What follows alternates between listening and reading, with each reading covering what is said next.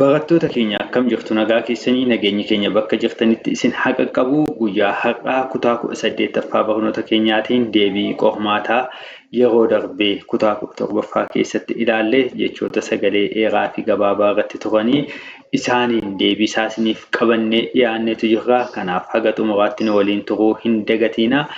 Gaaffiin keenya tokkoffaanii kanneen armaan gaditti barreeffaman dubbisi kan jedhu ture. Warreen kana dubbistanii tonnee abdii guutuu qabna. Kanaaf sekendii tokko isiniif kennaan hagam akka dubbistan sana irra deebitanii of laalaa deemtu.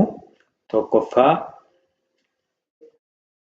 diimaa diimaa, lammaffaa qixa qixa, sadaffaa gaarii gaarii, afur kufe kufe, shanaffaa raafuu raafuu, ja'affaa gola gola, torbaffaan daarii daarii, saddeet quba quba, sagal fiixee fiixee, kurnaffaa buna buna, 11ffaa naasuu naasuu, 12 sila sila, 13ffaan waadaa waadaa, 14 ija ija, 15ffaan ana ana. Kallattiin gara gaaffii lammaffaatti ceenu. Gaaffii lammaffaan dhaggeeffachuun barreessii jedha. Dhaggeeffachuun barreessii. Jalqaba yookiin tokkoffaa irratti kan nuti isiniin jenne bona boonaa kan jedhu keessaati eenyutu gabaabaa eenyutu dheeraadha bakka isaanii irratti barreessii ture.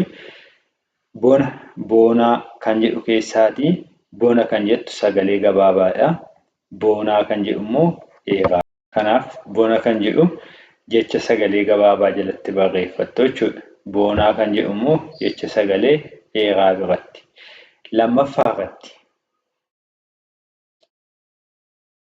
Lammaffaa irratti bakka duwwaa kana irratti kan isin barreessitan gaalee kan jedhuu fi galee kan jedhu keessaati filachuun gabaabaa kan ta'e gabaabaa jalatti, dheeraa kan ta'e dheeraa jalatti isin jennee jirra. Gale kan jettu gabaabaadha. Gaalee kan jedhu immoo dheeraadha. Sadaffaa irratti qara qaaraa sagalee gabaabaa kan ta'e kami. Qara kan jettu gabaabaa, qaaraa kan jedhu immoo dheeraadha jechuudha. Afuraffaa irratti rafuu raafuu raafuu rafuu kanneen jedhan keessaa gabaabaan kamii dheeraan kami. Rafuu kan jettu jecha sagalee gabaabaati. Raafuu gaafa nu garuu jecha sagalee dheeraati jechuudha. Sababa kanaatiif as jalatti kan isheen barreeffamtu jechuudha. Itti aansuudhaan shanaffaa irratti kanneen isiniif qabanne lafa laafaa lafa laafaa. Lafa gaafannu gabaabaadha. Laafaa gaafannu immoo jecha sagalee dheeraati jechuudha. Itti aansuun ja'affaan mooraa mora mora mooraa mora kan jettu jecha sagalee gabaabaati.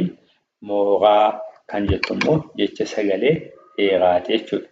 Itti aansuun torbaffaan fiixee fixe fiixee fixe fixe kan jettu jecha sagalee gabaabaati. Fiixee kan jennu immoo jecha sagalee dheeraa jalatti barreessinaa jechuudha. Itti aansuun baduu baaduu baaduu baduu baduu kan jettu jecha sagalee gabaabaati. Baaduu kan jettu immoo jecha sagalee dheeraate jechuudha. Haala kanaatiin hojjettanii jirtu yoo ta'e guutummaan guutuutti deebisaa argattaniitu jirtu. Kan dubbisaas kan barreeffama kanas irra deebitanii ilaaluudhaan kanneen kaleessa hojjettan wajjiniin bakka hanqina keessanii yoo jiraate bakka hanqina keessanii guuttachuu qabdu. Yoo argattanitti ta'e immoo baay'ee gaariidha, namatti tola, jabaadhaa akkasumatti itti fufaa. Warreen hin argannes immoo shaakalli keessan ammas addaan hin citiinii. Hundumti keessanuu irra deebitanii sirriitti barnoota keessan hordofuu, kanneen duubaa dubbisuu, warreen gara fuulduraatti isin barsiisnus immoo guyyaa guyyaan hordofaa deemuu hin dagatinaa isiniin jenna. Yeroo keessan nuuf kennitanii wajjiniin turuu keessaniitiif guddaa galatoomaa. Barnoonni keenya kutaa 19ffaan akka itti fufetti jira. Nagaan nuuf turaa.